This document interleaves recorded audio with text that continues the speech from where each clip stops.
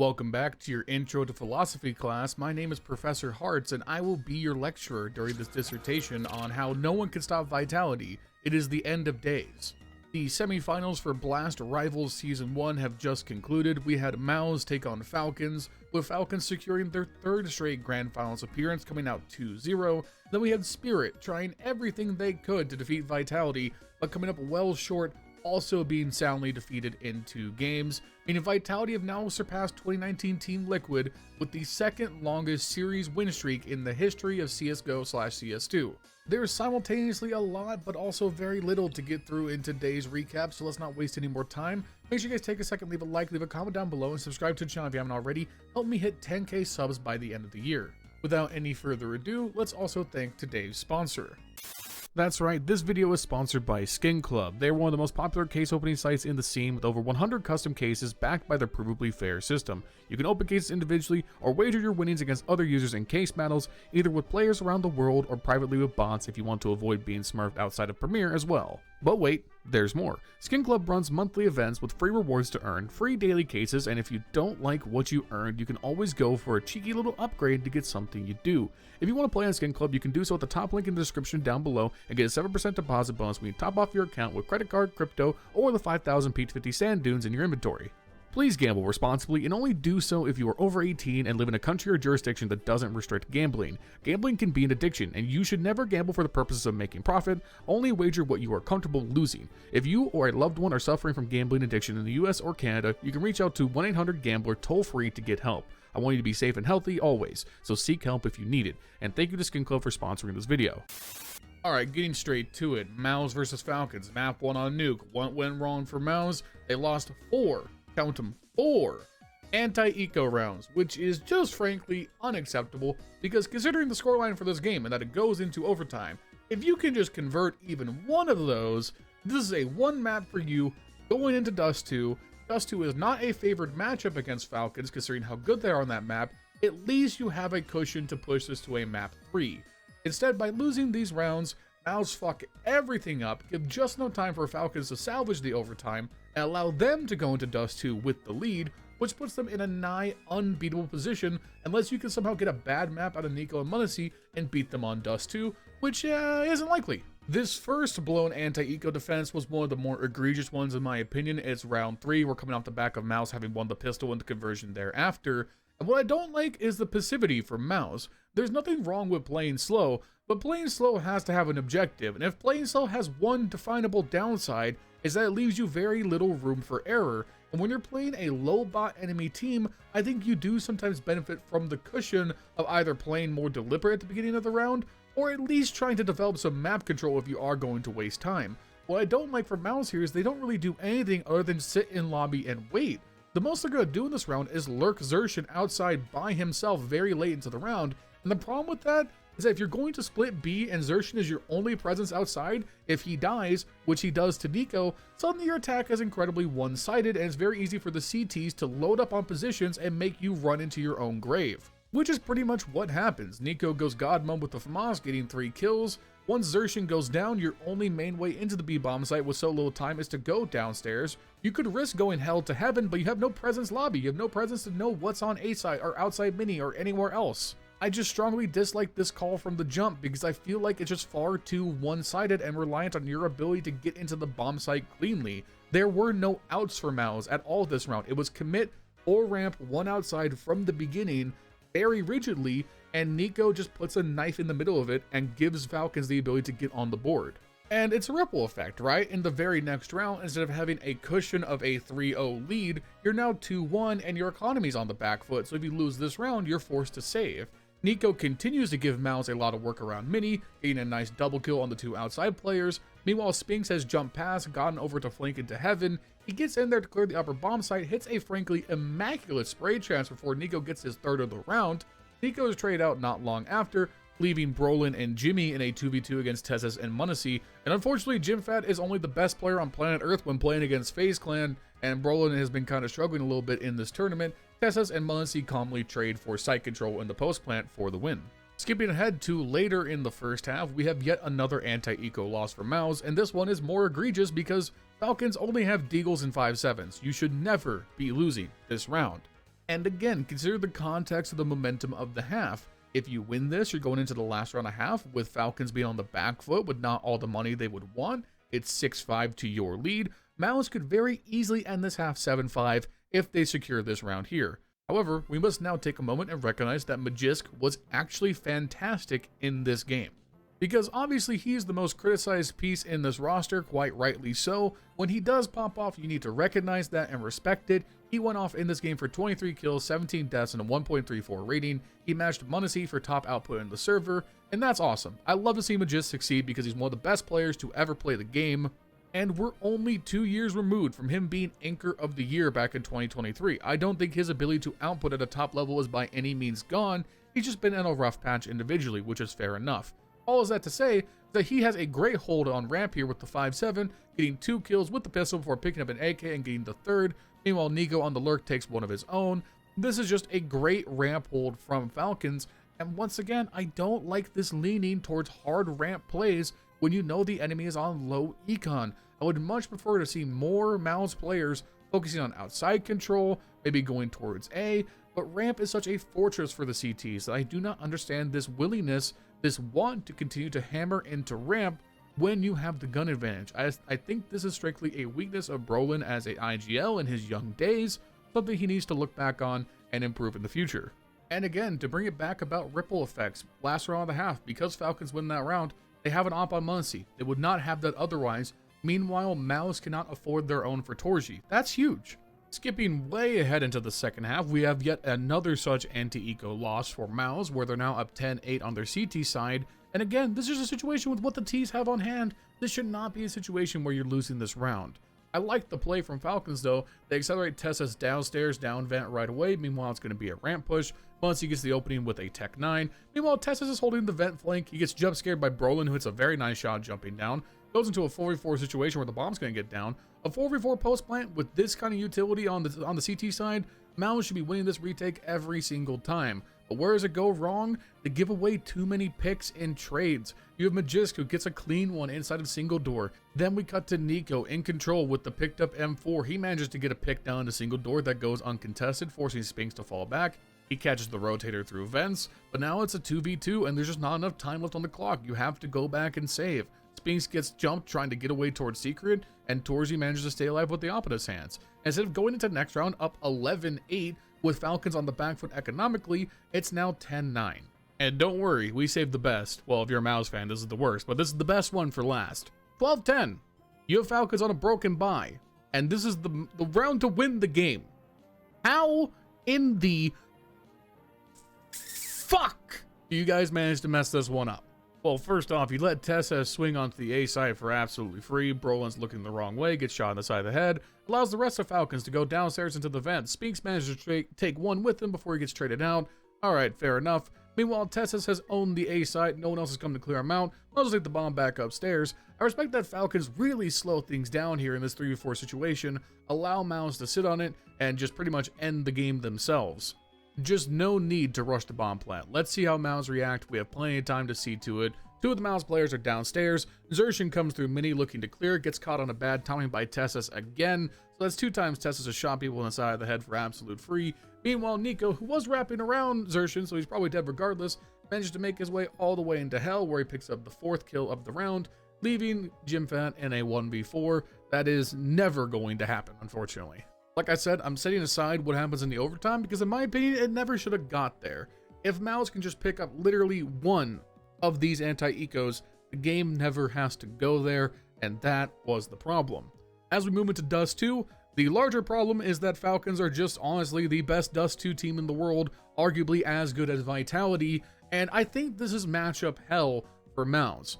I talked about this a lot in yesterday's video. I think the key to success in a series like this for MOUZ is not Zershin and Torji. It's going to come down to JimFat and Spinks. Because of the fact that Zershin and Torji are just not going to be able to keep up with Nico and MOUZ in terms of individual output that often, it goes down to the fact that MOUZ simply have a deeper lineup. You need an even spread of impact from your 4-star players compared to the fact that Falcons are a top-heavy lineup. You need to beat down on the fact that Tessas and Magisk are just not as good as JimFat and Spinks. Unfortunately, on Dust 2, you had Spinks, who got out to like an 1-10 scoreline before he managed to stabilize. Meanwhile, Falcons go out to a 6-0 lead off the rip, with Munisi and Nico just farming on the T side. This was just a brutal lack of firepower from MOUZ. I'm sorry, that's what it is. Torji getting brutalized in the Munisi matchup. Zershin was still faring very well because he's just been playing really, really good this year. But Jimmy struggled to anchor B, they couldn't hold the cat push to save their lives. It felt like they were just getting battered. And how battered were they? Well, it went all the way to a 10-2 scoreline in the first half. This game was over before it even hit halftime. Now, what's interesting is that I don't think this loss devalues MOUZ in the world standings whatsoever. Because one thing you have to give this roster a lot of credit for is that they are good against pretty much every other team in the world sans vitality. I just think Falcons with Nico and Munisi have a unique matchup into a lineup like MOUZ. Meanwhile, I would actually argue that MOUZ are just as good as Falcons are when it comes to playing vitality, and I would point no further than both of these teams' efforts in grand finals against them so far. MOUZ have also made vitality sweat under pressure multiple times. So it's like a rock, paper, scissors thing. Both of these teams have advantages in the matchup against vitality. It just happens that Falcons are uniquely suited to beating MOUZ, if that makes any sense. So this is now 3 straight grand finals for the Oil Money org. It turns out when you buy 2 of the best players on the planet, give them a somewhat decent supporting cast, and give them the best coach to ever do it, you actually manage to win things. Wow. Shocker. Okay, so full transparency, I have not even gone in and recorded the clips yet for Vitality versus Spirit. We're going to go freeform here. I'm not going to be going for any real structured analysis. We're not going to be looking at really any rounds. I'm just going to kind of spitball about the matchup between these two teams and how things turned out. On the surface, I also want to say that I'm saving some thoughts because I want to make a video after this tournament during next week, specifically going into more detail about what I'm about to get into about improving Spirit, because I think it's clear to pretty much everybody that something is going to need to change. Vitality have once again defeated Spirit soundly without so much as a whimper. It was 2-0. It was not even particularly close on either map in my opinion. 13-8 on Mirage, 13-9 on Nuke. Basically the gentleman's sweep in Counter-Strike terms. It felt like at no point the Vitality were struggling, worried, or at all concerned about what was going on. They are by far the best team we have seen so far at containing Donk and putting a cap on his destructive capabilities. That is to say, you'll never stop him fully and he'll still find his moments, but overall the minimization of impact, most of all the multi-kill minimization, means that Donk is so much less valuable than he would be in pretty much any other matchup, and puts so much more strain on the other pieces in Team Spirit, which is most often how this team breaks apart. Chopper and Magic specifically were not great on either map. Chopper did not get a kill for the entirety of the 11-1 ass whooping on the first half of Mirage. Conversely, I still stand by that Shiro holds up in these matchups against better oppers surprisingly well. Routinely, I see him having great rounds against ZywOo and Munisi when he's matched up against these teams. I don't think it's even an argument that Shiro is the 3rd best opper in the world, and I really don't think he's as far behind ZywOo and Munisi as you would think, considering those two players are number 1 and number 3 in the world right now. Shiro is probably the 4th best player in Counter-Strike for my money at this moment. He is routinely putting up monstrous numbers. He's one of the best clutch players on the planet. The duo of Donk and Shiro is bulletproof. Following that, I think Zontix is actually a secure piece on this team. I think he's gotten better. He's gotten more consistent. And much like Mezzi on Vitality, he has moments where he unexpectedly shines. Now, everyone irises down on Magix, myself included. And if you're going to sit here and tell me that you still think Magix is the first piece you should replace on this team, I absolutely understand and think that's a worthwhile endeavor. However, it is my opinion that the bigger issue with Team Spirit comes down to Chopper.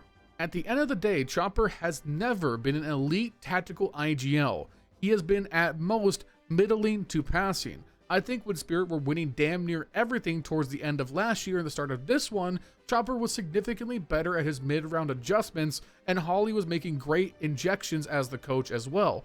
However, I do think Chopper's form individually, as well as his calling capability, have dropped off as Spirit have started to struggle during this stretch here in this season. I honestly believe that this team has maxed out its potential with Chopper at the helm. I don't see how Spirit get any better without improving tactically and reinventing how they utilize Donk, because Donk Go Kill is the best strat in the game. However, you need to be better about officiating and setting that up. I think an in-game leader who's more self-sacrificing, has a better read on the game, has some pedigree in major playoffs, can be much more beneficial. It's Bubblesj. It's going to be Bubblesj. I want Bubblesj on this team tomorrow. Bubblesj is so much better than Chopper. Please, God, please. Oh, why does Bubblesj, my beautiful boom, big boom Bubblesj, have to be stuck on Bet Boom? I would sell my kidney. I would kick my dog. No, I wouldn't. I would kill my child, maybe. I would give up my left and or right nut to get Bubblesj onto this team tomorrow. Kyosuke, Perfecto, Simple, Thor, Iron Man. I don't care who you want to go in Magic spot. I think get Chopper the hell out of this team, please. I understand he has been with Team Spirit for fucking ever, but that's kind of the problem. You need to try something new eventually, and Chopper has maxed out what we could see from as an in-game leader, in my opinion. Anyways, let's give a brief moment to talk about Vitality, who made history in this win, as they have now set the sole second longest win streak in series in the history of CSGO CS2. They have now passed 2019 Team Liquid and now sit at 24 straight series wins, all best of 3s or best of 5s. You want an even dumber stat? They've only lost 9 fucking individual maps in that time.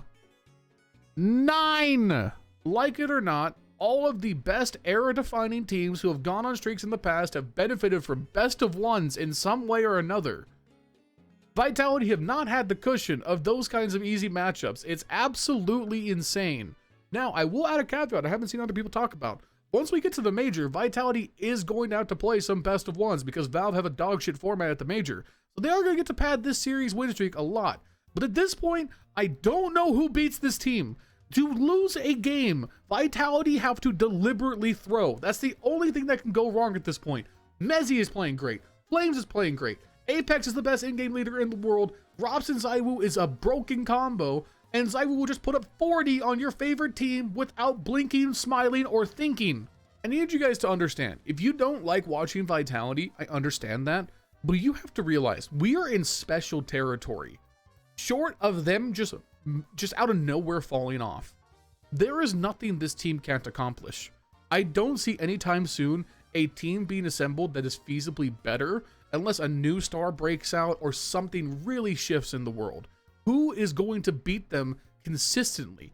Are they going to win every match they ever play forever? No, they're gonna lose eventually. That's just how the world works. But god damn it, every tournament they play in, they should be winning right now.